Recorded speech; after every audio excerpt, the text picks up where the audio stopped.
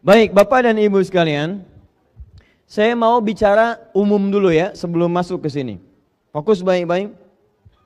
Sejak saat manusia pertama diciptakan oleh Allah, kemudian disampaikan misi kehidupannya, tugas hidupnya, di hadapan para malaikat dan jin pada saat itu, seperti pernah sering saya sampaikan bahkan di tempat ini, maka terjadilah kemudian satu peristiwa, manusia ini punya keunggulan, diberikan bekal pengetahuan, dan ditugaskan membawa misi ke bumi. Quran surah kedua Al-Baqarah ayat 30.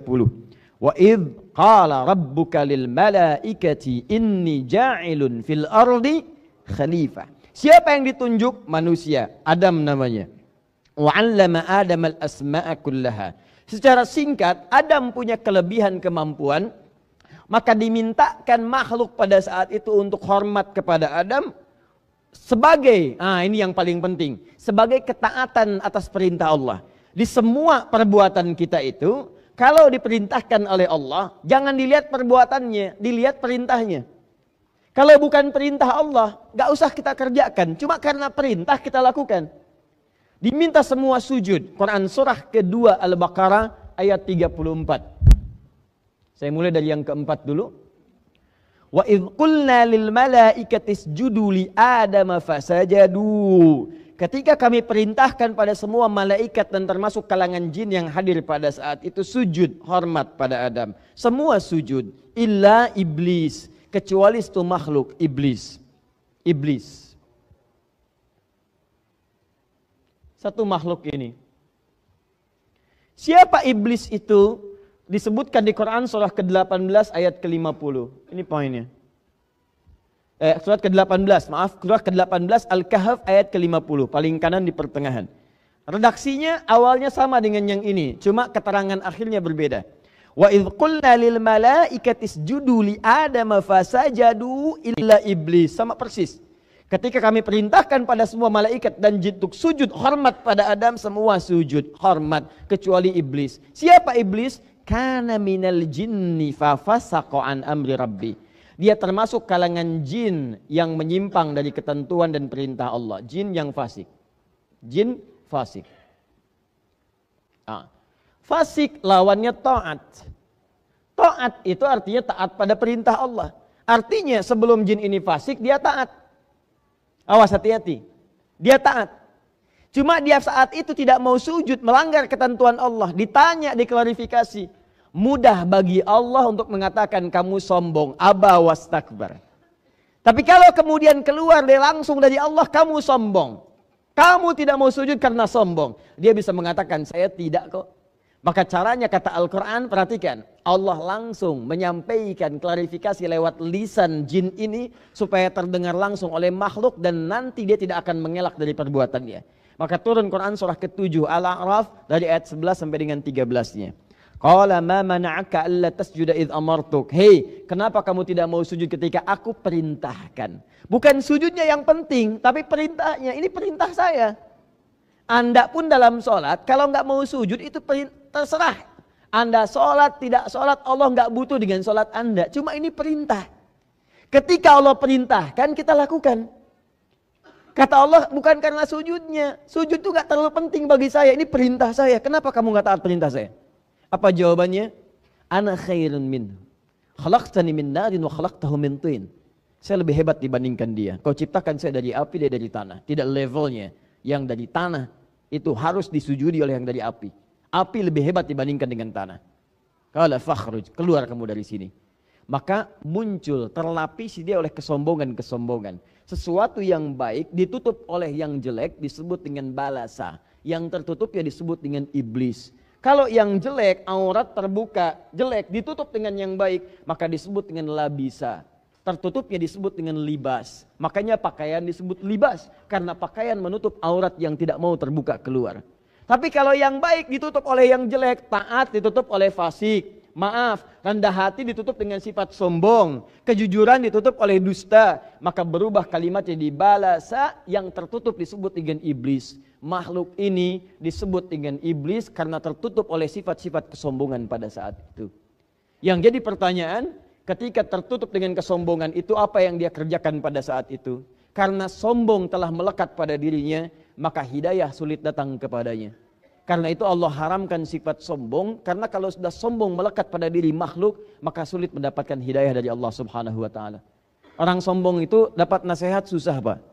Diingatkan sulit. Karena itu Allah menyampaikan dalam hadis qudsi, diharamkan kesombongan. Kesombongan, keagungan itu jubahku. Siapa yang berupaya untuk mendapatkan jubahku, mengenakan jubahku, maka haram bagi yang mencium bau surga. Nah, saya ingin teruskan, karena dia sudah sombong, padahal dia punya peluang untuk bertobat. Tapi karena tertutup dengan kesombongan, dia mengatakan, aku akan buktikan bahwa aku akan lebih hebat dibandingkan dengan Adam. Apa pembuktiannya? Saat Adam dimasukkan ke dalam surga, dia mengajukan permohonan kepada Allah. Ya Allah, beri kesempatan saya untuk menggoda Adam. Maka aku akan buktikan aku lebih hebat dibandingkan dengan Adam. Maka Adam dimasukkan ke dalam surga. Quran surah kedua ayat 35. Wa qulna ya Adam uskun anta wa zawjukal jannah. Tahan. Wa kula minha ragadan haitsu syi'tuma wa la taqraba hadhihi syajarata fatakuna minadh dhalimin. Adam, tinggal kamu di surga sementara dengan istrimu, pelajari kenikmatan surga, cari bekal di situ supaya kamu turun ke bumi jadi khalifah, kamu bisa menata bumi seperti surga dengan segala keindahannya, kenyamanannya, keenakannya. Makan ini tapi tinggalkan ini. Ini ujian. Jangan makan yang ini, jangan dekati pohon ini. Kalau kamu dekati, ini niscaya akan menjadikan kamu menyimpang dari ketentuan Allah Subhanahu wa taala. Zalim. Maka kemudianlah iblis mengajukan kepada Allah permohonan. Aku ingin buktikan aku lebih hebat dibandingkan Adam. Padahal kalau dia taubat bisa diampuni. Cuman karena sombong, hidayah tidak bisa masuk. Maka dia katakan, aku akan menggoda Adam untuk membuktikan aku paling hebat dibandingkan dengan Adam. Maka dia ajukan permohonan, dikabulkan pada saat oleh Allah untuk memberikan isyarat pada anak cucu Adam kemudian hari bagaimana cara mengatasi godaan-godaan iblis itu. Mudah bagi Allah mengatakan, tidak, saya tidak perkenankan. Tapi kalau tidak diperkenankan pada saat itu, kita tidak punya pengetahuan, tidak punya pengalaman bagaimana cara menaklukkan iblis saat Adam dan anak cucunya turun ke bumi untuk menjalani misi kehidupan di bumi sebagai khalifah. Karena itulah kemudian iblis mulai menggoda Adam. Saat menggoda itulah namanya berubah. Perhatikan baik-baik. Namanya berubah dari iblis jadi setan. Di sini saya perlambat keterangannya. Ya, maaf tadi saya agak cepat sampaikan supaya cepat sampai ke tujuan. Perhatikan baik-baik. Saat belum mulai menggoda Adam, baru terkontaminasi, namanya iblis. Tapi saat mulai menggoda, dia berubah nama jadi setan, asy-syaitan. Quran surah ke-2 Al-Baqarah ayat ke-36. Perhatikan ayatnya. Fokus, saya agak lambatkan. Paling kiri agak sedikit ke bawah. فَأَزَلَّهُمَا الشَّيْطَانُ عَنْهَا فَأَخْرَجَهُمَا مِمَّا كَانَا فِيهِ. Maka setan mulai menggelincirkan Adam. Kalau tergelincir itu jatuh ke atas ke bawah? Pasti ke bawah. Tidak ada orang jatuh ke atas. Pasti ke bawah. Alhamdulillah. Jatuh ke bawah. Surga ada di mana? Di atas, di langit. Baik, di bawah langit ada apa? Bumi. Ini bahasa kiasan. Tadi di balaghah namanya majaz. Bahasa yang sangat indah. Terpeleset dari langit turun ke bumi. Ini bahasa kiasan. Maksudnya digodalah Adam itu dipelesetkan oleh Adam sehingga menjauh dari dipelesetkan oleh setan sehingga menjauh dari ketaatan kepada Allah Subhanahu wa taala. Secara singkat, iblis mulai menggoda Adam. Ketika menggoda Adam itulah berubah nama dari iblis jadi setan. Apa itu setan? Dari kata syaitan. Kita akan masuk pada inti bahasan kita. Fokus ya. Kita mulai di sini. Saya mau menulis di sini. Mohon izin saya tanya dulu. Ini kelihatan, Bu? Oh, jelas tidak, belum saya tulis ya. Kalau kelihatan bagus ya. Baik. Saya tulis dulu ya. Saya tulis dulu. Shin, ta, nun.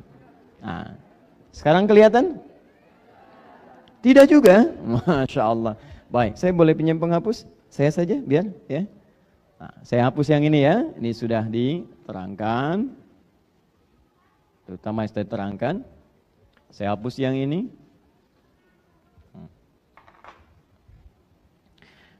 Saya tulis agak besar ya supaya kelihatan.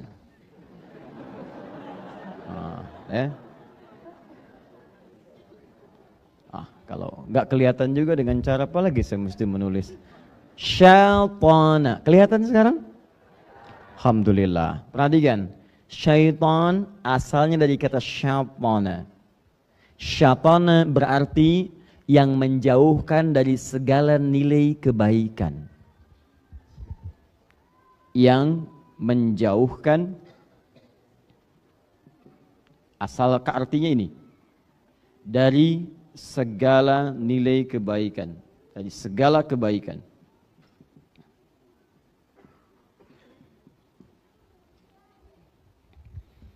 Jadi kalau Anda akan mengerjakan kebaikan, tiba-tiba ada sesuatu yang menjauhkan, jangan lakukan, jangan kerjakan, tinggalkan itu. Itu pekerjaannya saat membisiki Anda atau mengajak Anda menjauh disebut dengan syaitana. Kalau syaitana ini melekat pada satu benda atau makhluk hidup ataupun mati atau dimanfaatkan untuk menjauh dari nilai kebaikan, maka berubah kemudian makhluknya berubah dari syaitana jadi syaitan. Kalau itu melekat pada satu makhluk sifat syaitana, maka makhluk yang berubah nama jadi syaitan. Jadi syaitan artinya makhluk atau sosok atau bahkan sifat yang menjauhkan seorang hamba dari segala nilai-nilai kebaikan. Ini sifatnya.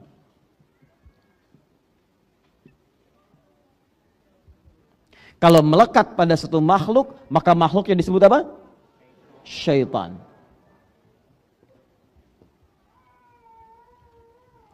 Makhluk pertama yang disebut syaitan oleh Allah Subhanahu wa taala yang menjauhkan Adam dari nilai-nilai kebaikan. Harusnya Adam taat.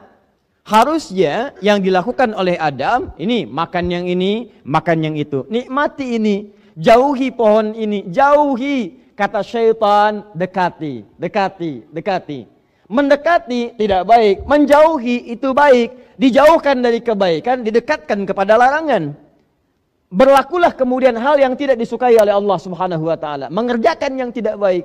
Ketika mengerjakan yang tidak baik itu terpeleset Adam, bahasa Al-Qur'annya yang mempelesetkan setan. Kenapa disebut setan? Karena dia menjauhkan dari nilai-nilai kebaikan yang ditetapkan oleh Allah Subhanahu wa taala. Paham sampai sini? Saya ingin kita paham dulu teman-teman sekalian, Bapak dan Ibu. Jadi kesimpulannya, setiap ada yang menjauhkan dari kebaikan, maka namanya apa? Ingat baik-baik, ingat namanya apa? Ulangi namanya apa? Jadi ingat, fokus baik-baik. Kalau ada manusia yang menjauhkan dari kebaikan, maka sifatnya apa namanya? Apakah ada manusia yang disebut setan? Ada. Ada. Buka Quran surah ke-6 ayat 112. Quran surah ke-6 ayat 112. Fokus baik-baik. Al-An'am ayat 112, paling kiri sebelah atas. Ya. Awal juz yang ke-8. Wa kadzalika ja'alna likulli nabiyyin aduwwa syayatinal insi wal jin. Yuhi ba'duhum ila ba'din zukhrufal qawli ghurura. Ada ayatnya? Demikianlah kami tetapkan, kami jadikan bagi setiap nabi itu punya musuh. Siapa musuhnya? Golongan-golongan setan. Apa yang dimaksud setan? Tadi saya kembalikan, yang menjauhkan dari nilai-nilai kebaikan. Saya tanya pada Bapak dan Ibu, maaf ya, saya tanya dulu sebentar. Kalau nabi ngajak pada kebaikan atau keburukan? Pasti baik. Ayo sholat, ayo berkata yang baik, ayo jujur, ayo tawadhu, rendah hati, ayo terapkan nilai kebaikan dalam kehidupan masyarakat, jauhkan dari korupsi, jauhkan dari dusta, jauhkan dari fahsya, jauhkan dari yang kotor, semua baik. Cuma dia punya lawan, lawannya disebut dengan setan. Kenapa disebut setan? Karena saat Nabi mengajak pada yang baik, dia mengajak pada yang buruk. Gak benar itu. Korupsi aja yuk korupsi. Gak benar itu, bohong aja yuk bohong. Gak benar itu, jorok aja yuk jorok. Ketika para nabi mengajak pada kebaikan, maka lawannya mengajak kepada keburukan. Lawannya mengajak pada keburukan punya sifat yang melekat dengan nama yang sama, setan. Yang paling bahaya ketika disebutkan setannya disebut syayatinal insi wal jin. Setan dari kalangan manusia. Jadi sifat ini mengajak pada kejelekan ini bukan hanya melekat pada diri iblis yang asalnya jin, tapi juga bisa berpotensi melekat pada manusia. Jadi ada manusia wujudnya manusia, tapi membawa misi-misi setan, yaitu menjauhkan ketaatan dari Allah Subhanahu wa taala. Hati-hati. Dan ini yang paling susah, setan manusia lebih susah menghadapinya dibandingkan dengan setan jin dari kalangan iblis. Paham sampai sini? Pengantarnya paham? Saya cek ibu kalau paham. Saya cek dulu ya. Ibu kalau malam-malam mau tahajud, begitu ibu mau sholat, papa mengatakan, Mama gak usah tahajud dulu, sini temani papa nonton bola. Masya Allah. Jadi papa saat itu sedang menjadi, bukan saya yang bilang ya, bukan saya, istri bapak sendiri. Bukan. Papa saat itu sedang menjadi terbisiki oleh jin sehingga seakan-akan mengarahkan fungsi setan. Saya tidak pernah mengatakan papa sedang menjadi setan. Hati-hati ya, hati-hati. Jangan salah menyimpulkan sekarang banyak pernyataan-pernyataan yang kalau dikaji dari ilmu mantik premisnya salah sehingga kesimpulannya tidak tepat. Awas, atau ada yang premisnya benar cuman kesimpulannya salah. Premis itu pengantarnya 1, 2 benar, kesimpulan salah. Contoh paling gampang begini. Ya, antum nama siapa? Agung. Lihat sini. Agung suka pisang. Monyet suka pisang. Ya, saya ulang. Agung suka pisang. Monyet suka pisang. Maka Agung sama dengan, tuh kan salah kan kesimpulannya. Salah. Salah kesimpulannya. Maka Agung sama-sama suka pisang. Gitu. Kalau antum katakan Agung sama dengan monyet, antum yang salah. Nah, itu banyak, itu kalimat seperti sederhana, tapi sekarang jadi permainan. Pilih mana, muslim yang koruptor atau non muslim yang jujur. Tuh, kelihatannya benar, tapi dahsyat pengaruhnya. Itu premisnya salah. Dalam ilmu mantik keliru. Pilih mana, muslim yang koruptor atau non muslim yang jujur. Anda kalau ingin membandingkan dua-duanya mesti apple to apple, bandingkan apel dengan apel.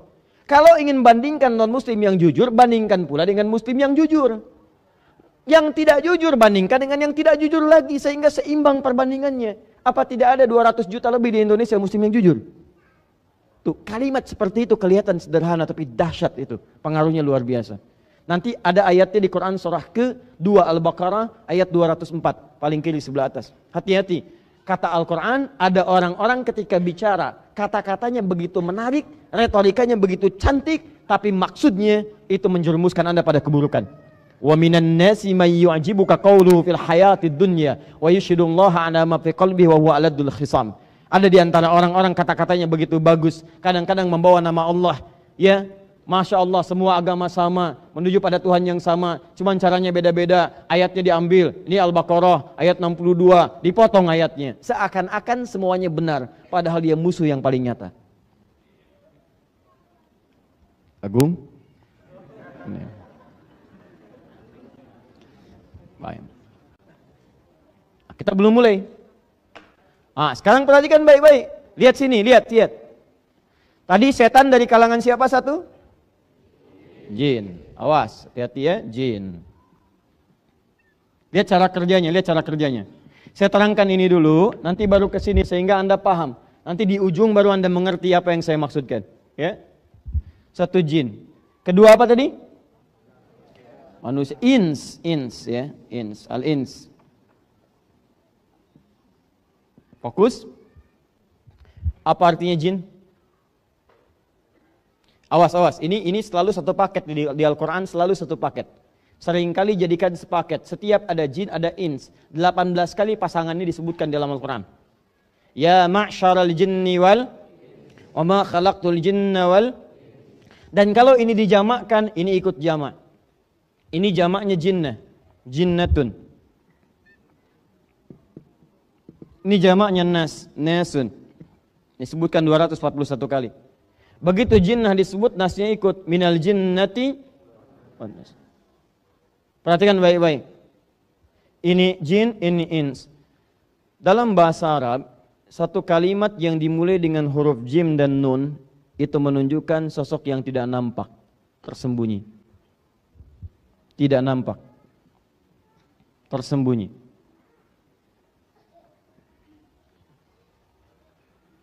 Contoh, setiap ada jim dengan nun di awalnya, itu menunjukkan yang tidak tampak.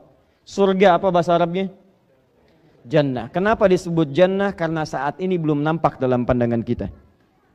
Ibu di dalam rahimnya ada janin kalau mengandung. Kenapa disebut janin? Karena tidak nampak dalam kasat mata kita. Apa pernah ada seorang perempuan mengandung kelihatan dari luar? Itu lihat janinnya gerak-gerak. Tidak. Tidak nampak. Jin kenapa disebut dengan jin? Karena saat diciptakan fitrahnya tak nampak dalam pandangan kita. Jadi fitrah jin itu saat diciptakan tersembunyi. Tidak ada jin yang senang nampak. Makanya kalau ada jin melakukan penampakan, itu jin sedang keluar dari fitrah. Jin bermasalah, Pak. Yakin, jin bermasalah. Ya. Yang paling banyak masalah adalah manusia-manusia yang cari penampakan jin. Itu pasti lebih punya masalah. Pasti itu. Ya, hindari orang itu. Karena dia mencari jin yang bermasalah. Maka manusia itu pun akan mendapatkan masalah.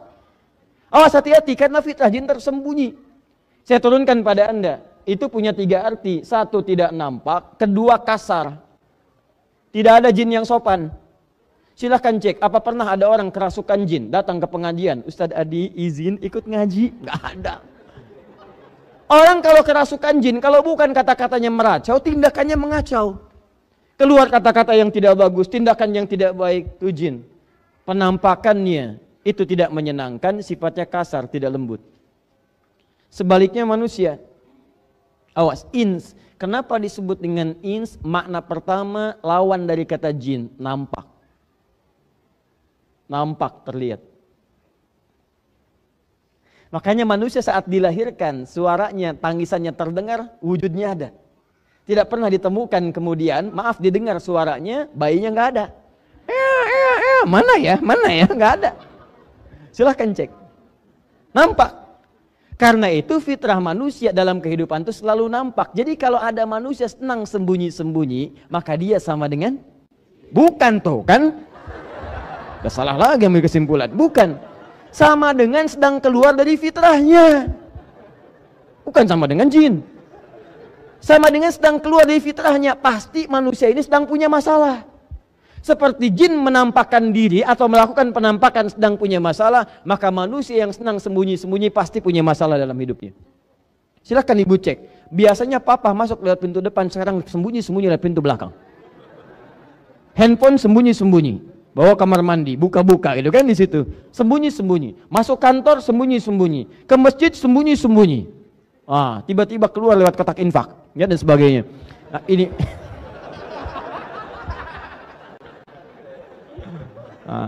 ini menunjukkan pasti manusia itu punya masalah. Pasti punya masalah karena setiap kebaikan itu orang senang mengerjakan. Ketika seseorang bersembunyi dari kebaikan, ada sesuatu yang salah dalam dirinya. Kaidah umumnya demikian. Yang kedua, manusia itu lembut. Asalnya nggak ada yang kasar. Lembut, baik. Karena itu ketika dia melakukan kesalahan, hati kecilnya akan menolak. Karena sifat kelembutannya. Tidak percaya silahkan, saya sering contohkan kalimat ini. Keluar dari sini pakai sendal orang. Begitu dipakai oleh Anda, hati kecil Anda akan berkata, itu tidak benar. Jangan lakukan, itu bukan punya kamu. Pasti menolak. Ketika Anda berkata kasar, gak percaya silakan ya, pulang dari sini punya masalah. Anda berkata kasar pada istri, setelah berkata hati Anda akan mengatakan, kenapa kamu berkata yang kasar? Apa gak bisa kamu katakan yang lembut? Kalau bisa kamu katakan sayang, katakan cinta, kenapa kamu katakan putus?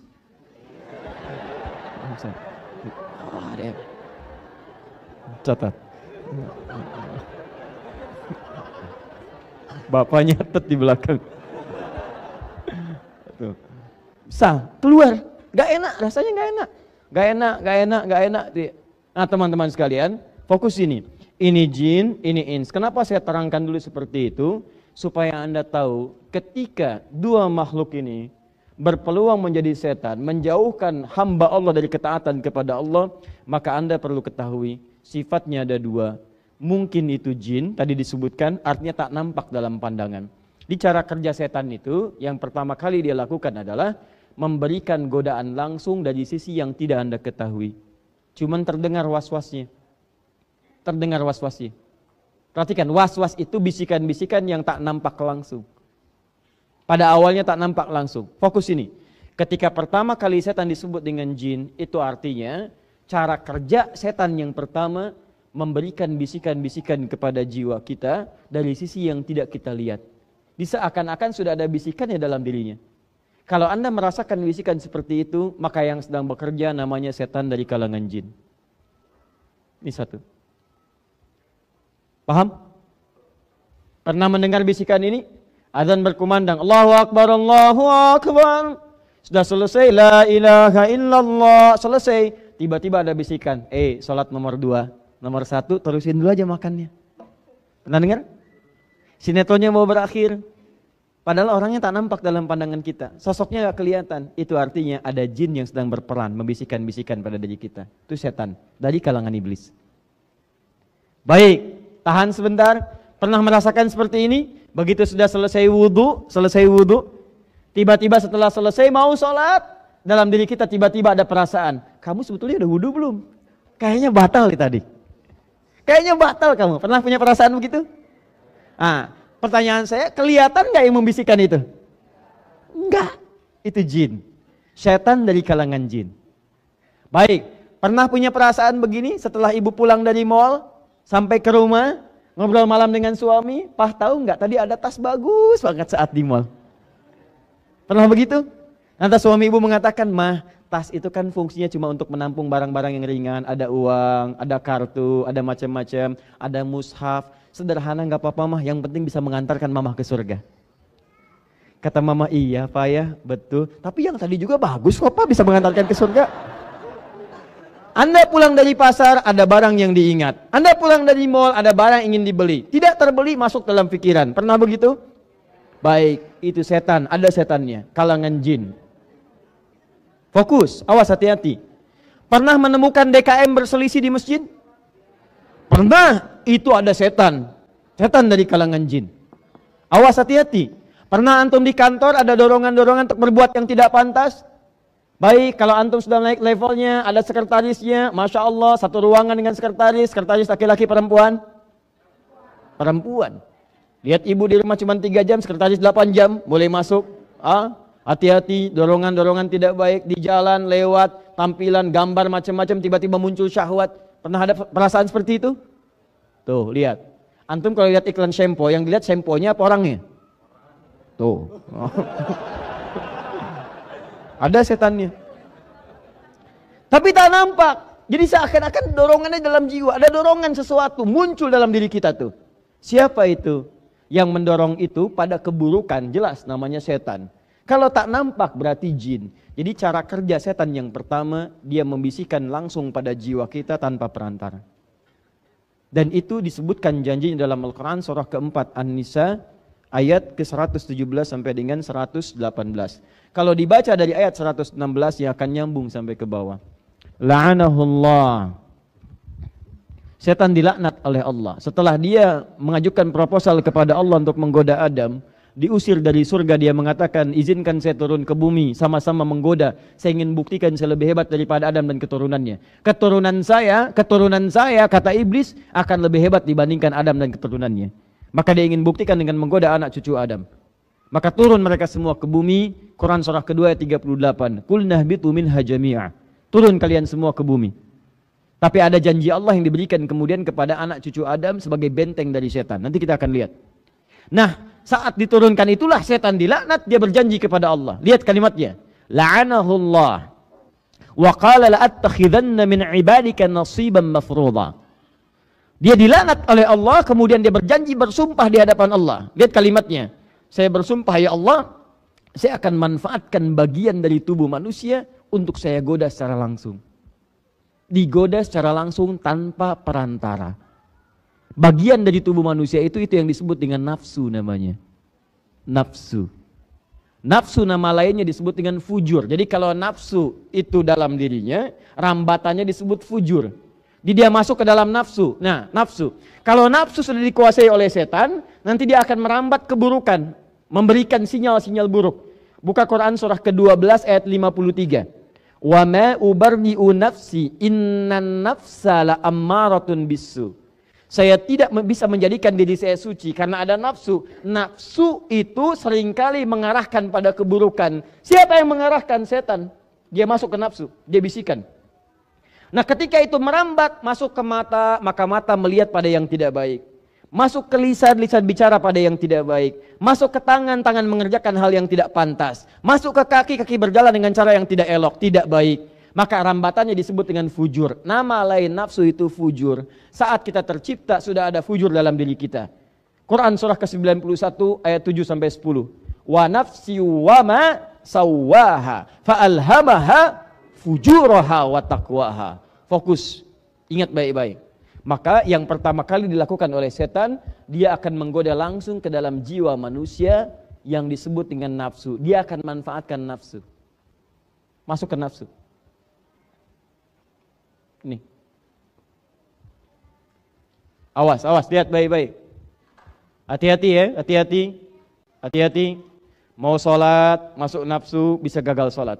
Mau tahajud, digoda lewat nafsu, bisa gagal tahajud. Mau baca Quran, dibikin ngantuk. Ya, mau sedekah, dibikin takut miskin. Mau dibuat kemudian macam-macam, dibuat supaya menjauh dari segala nilai kebaikan. Mau berbuat baik silaturahim, diputus dengan pertengkaran, diputus dengan perselisihan. Mau datang ke pengajian, datang bisikan-bisikan yang menjauhkan dan sebagainya. Bahkan yang paling dahsyat, peserta pengajian satu dengan yang lain bisa dibuat berantem, berselisih, saling menjelekkan dan sebagainya. Dia tidak sadar dia sedang dikuasai oleh setan. Kalau Anda tidak kenal setan yang mana yang menggoda Anda, maka disitulah bencananya akan muncul. Anda sulit untuk menghindarinya. Maka dari itu Bapak dan Ibu sekalian, teman-teman sekalian, pertama kali kita diajarkan pasca sholat untuk berlindung kepada Allah Subhanahu wa ta'ala dari segala jenis setan yang kemungkinan akan selalu lekat menggoda dalam kehidupan kita. Awas, setiap selesai sholat. Kenapa setiap selesai sholat diajarkan zikir? Supaya dengan zikir ini dijaga, dibenteng kita dari setan. Karena orang-orang yang tak mampu berzikir itu yang disenangi oleh setan. Buka Quran surah 43 ayat 36. Quran surah ke-43 Az-Zukhruf ayat ke-36.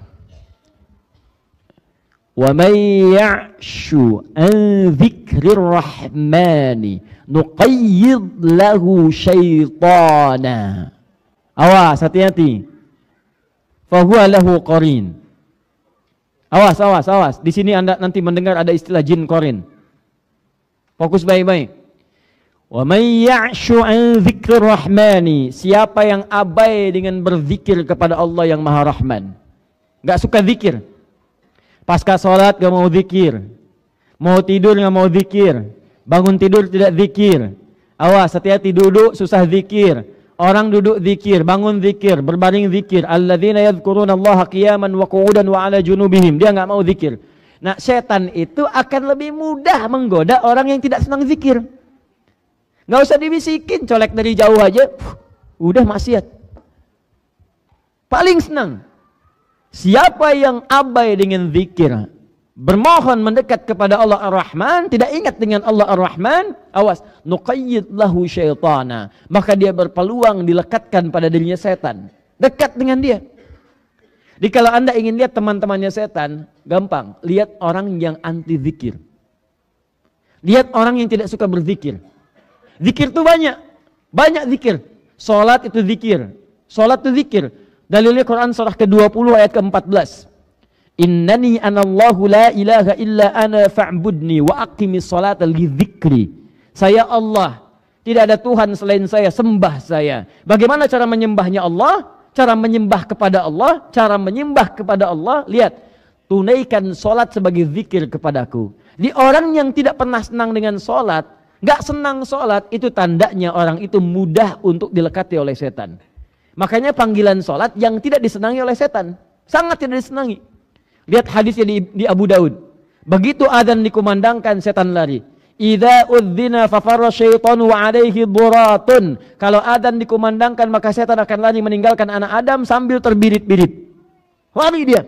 Makanya jangan heran Anda jalan dengan teman Anda non-muslim, adzan berkumandang, yang non-muslim bisa berkata, "Mas, apa enggak sholat dulu, kan sudah adzan?"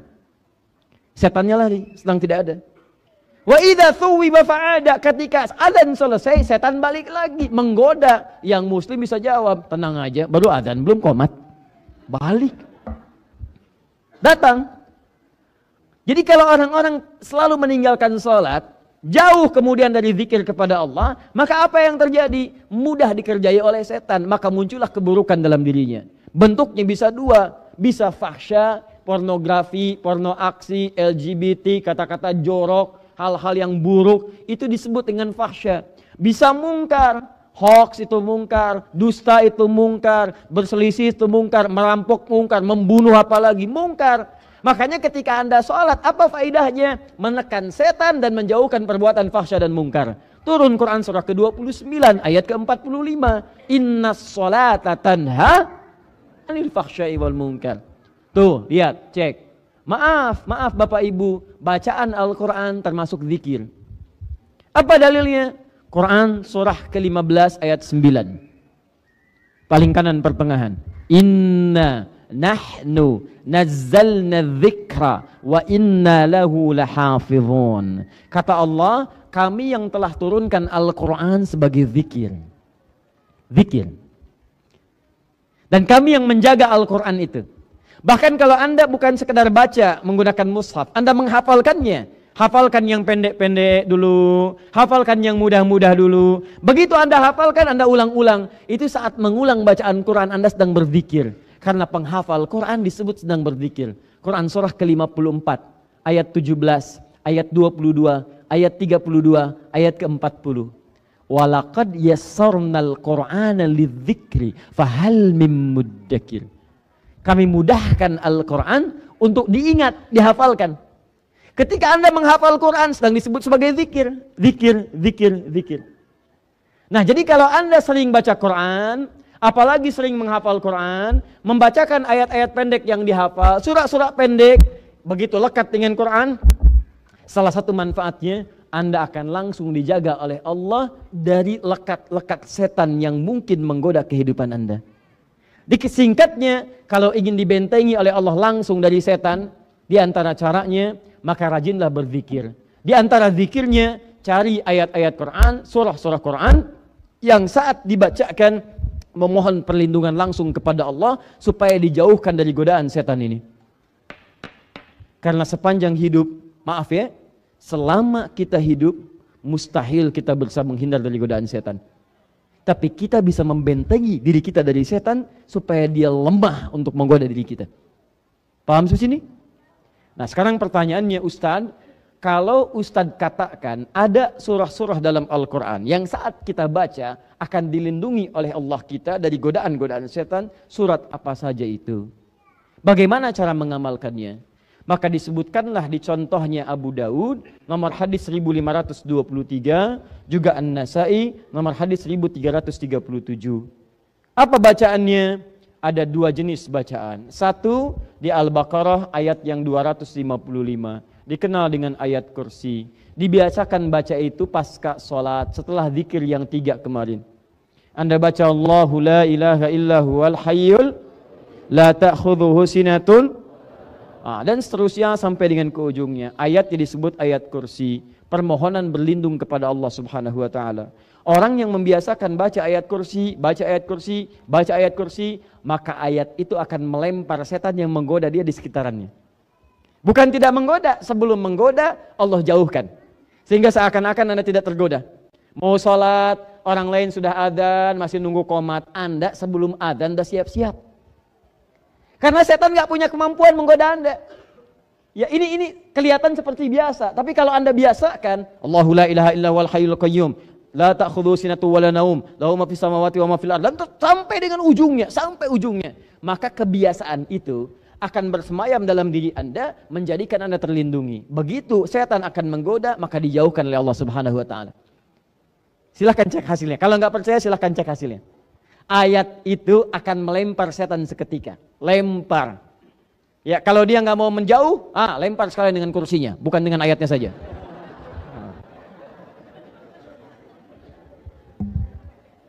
Tambah. Tambahkan, awas, hati-hati. Fokus.